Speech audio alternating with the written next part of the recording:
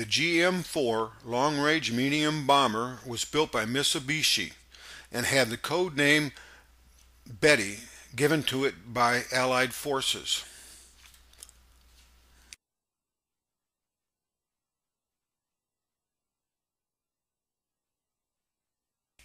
It saw its first action in 1941 in China.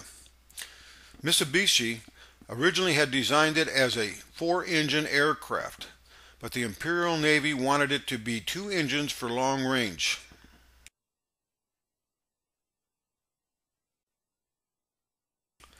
The main problem with the Betty bomber was no pilot armor for protection, and the wing tanks were not self-sealing.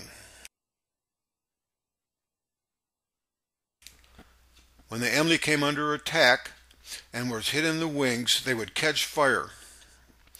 U.S. pilots nicknamed it the Flying Lighter. This Betty was shot down when trying to land at Moen Field.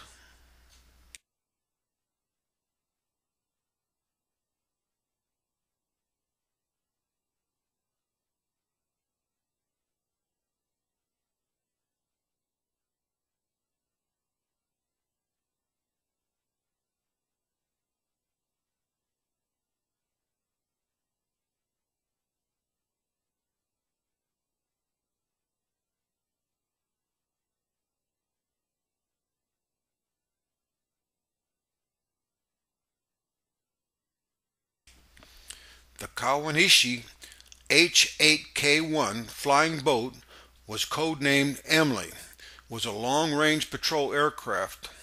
It saw in March of 1942, the Emily was involved in a second raid on Pearl Harbor.